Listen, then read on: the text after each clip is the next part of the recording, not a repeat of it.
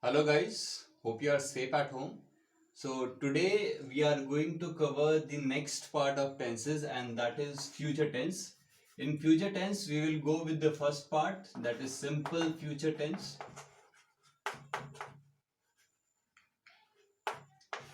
So simple future tense will tell you about any action which is going to happen in near future. And if I talk about the formula of this,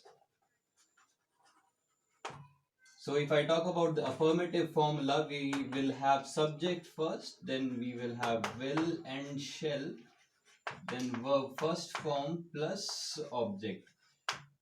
Guys, I hope you guys are aware about where to use will and where to use shall. Just to give a short explanation of this, we always use we always use shall with I and we, and in the with rest of the subject we use will.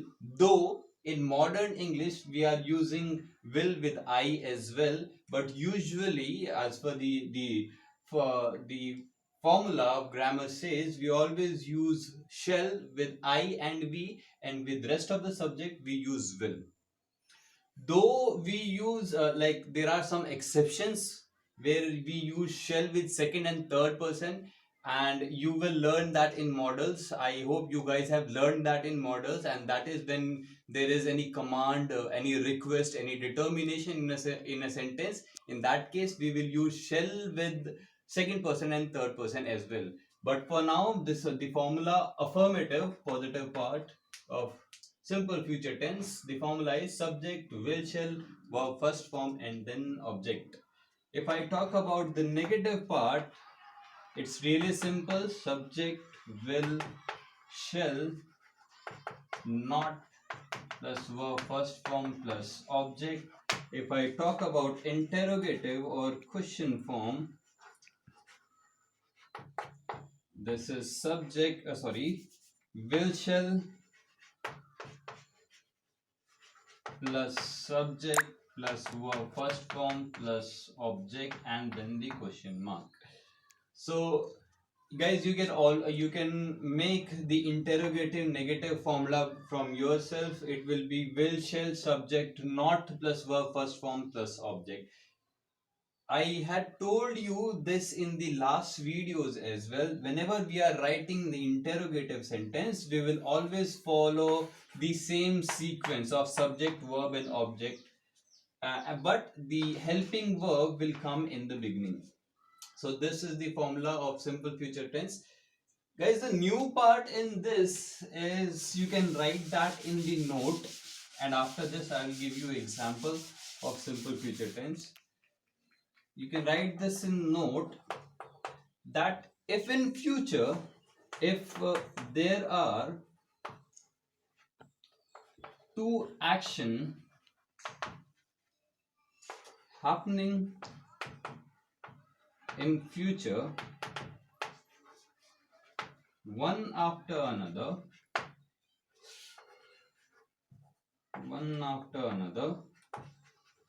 in that case you can write it by yourself. In that case we will use, if there are two action, first action and second action,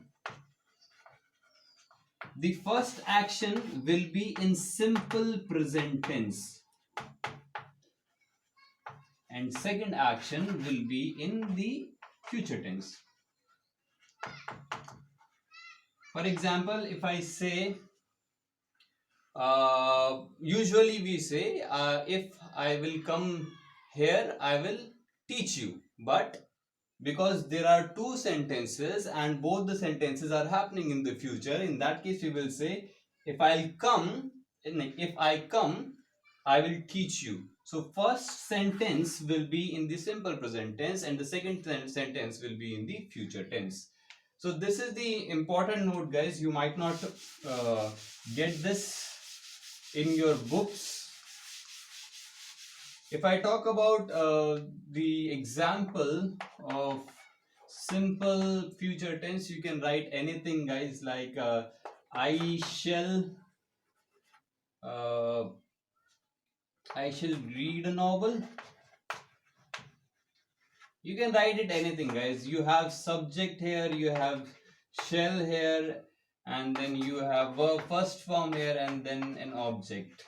So you can write it by yourself. You can also make a negative example of this. I shall not read a novel.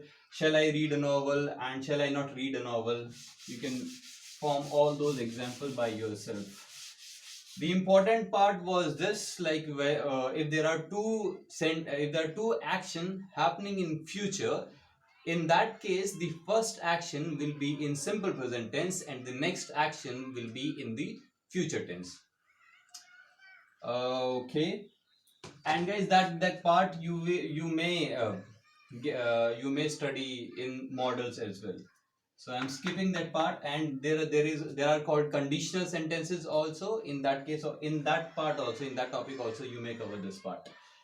Okay, now I'm coming to the second form of future tense, and that is future continuous tense.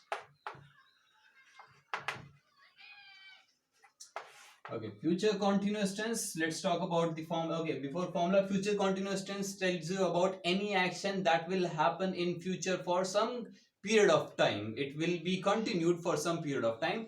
That's why we are saying it is. We are taking it in future continuous, and that's the reason we have the formula of this is this will be subject, will, shall. He will be first form ing and then object. Guys, I had told you this earlier also. Whenever we have continuous form of any of the tenses, in that case we always use verb first form plus ing. Because this is the form of future tense, that's why I am using will, shall plus be for future tense.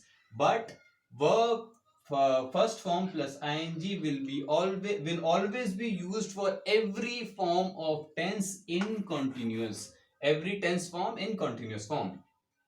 So if I talk about the negative part, we have subject, will, shall be, he will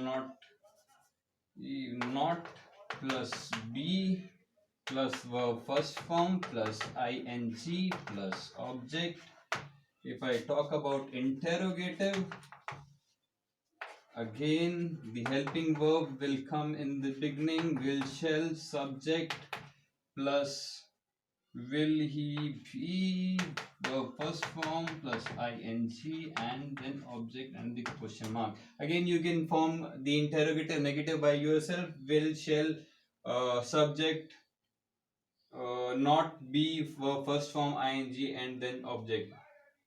Or you can say will not, shall not, subject, be verb first form ing and then object with question mark, guys. That's really important. If I talk about the example of future continuous tense,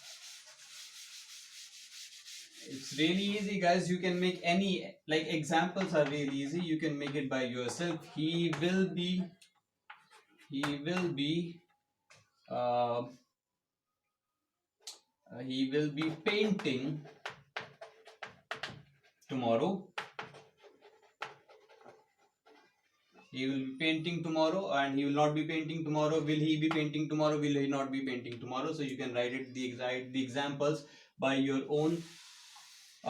Guys, as I'm giving you only one example, so this is your responsibility to form 2 or 3 examples by your own for your own understanding. That will be good for you. Okay, now we will move on to the next part of future tense, and that is future perfect tense.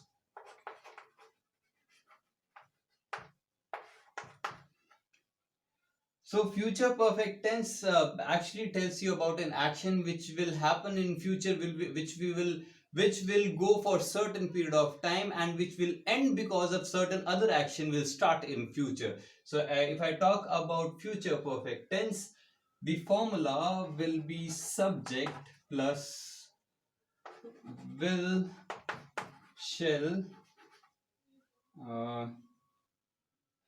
plus have plus verb third form plus object. Here for positive sentence, for negative it will be subject plus will, shall,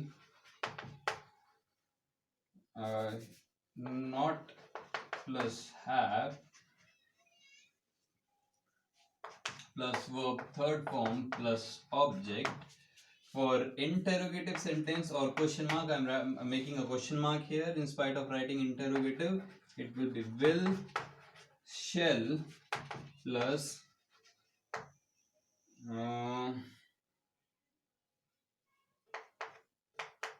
plus have plus verb third form plus object.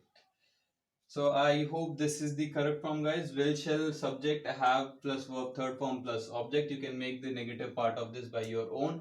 Okay, the important part here is that whenever we are using perfect form of, whenever we are writing, saying, asking about the perfect form of any of the tense, in that case we use verb third form. So this is really very clear, guys. Whenever we are talking about the continuous part, we will always use verb first form plus ing. If we are talking about the simple past tense positive sentences, we will use verb second form. And if we are talking about the perfect part of any of the tenses, in that case we will use verb third form. Okay, so if I talk about the example of this is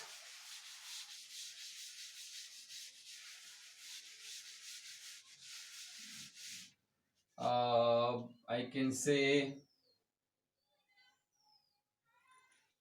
I shall have learned guitar. Okay, so we have subject here, we have shall, then we have learned, and then all we have verb third form, and then the object. You can write the rest of the examples by yourself as well. If I talk about the next part of future tense is future perfect continuous. So it's nothing but future perfect continuous. It's nothing but just the next part of future perfect tense state, which tells about the action which will be continued for certain period of time in future. And that's why as I told you, we have continuous. In that case we will use verb first form and plus ing. The formula will remain same like the future perfect with some changes. Subject will, shall, have plus been plus verb first form plus ing plus object, and then since for time. Guys, since slash for plus slash time. We use since for time in any of the perfect continuous because it tells you about like the time of action, from which time the action has been continued. Okay, it tells you about the continuation, the time period of the continuation of the action, and that's why we use the since for time. If I this is the positive part, you can make the negative part of this by yourself. Subject will shall not have been verb first form ing object since for time, and interrogative you can form like will, shall, subject plus have plus been plus verb first form plus ing plus object, and then since for time. The important part here to remember is that we are only using been plus verb first form ing, which in the future perfect we had used will, shall, have. The new part which we are adding in future continuous is been plus verb first form and ing. So this is very clear, guys. They see whenever we are using continuous, we always use verb first form and ing. The only part which you have to remember here is that whenever we are talking about future perfect continuous, we will use have plus been. That's the only part.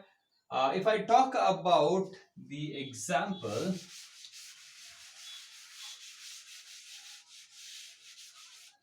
Uh, if I talk about the example, I can say I I shall have been living in Roorkee since I can say 2003. Let's say 2003. Okay. So I shall have been living in Roorkee since 2003. So this is the perfect example of future perfect continuous. We have subject here. We have shall have plus been verb first form ing, then object, and then since for and time. So guys, this is it for today. We had covered all form of tenses, including present tense, past tense, and future tense, including their respective formulas of positive, negative, interrogative, and interrogative negative.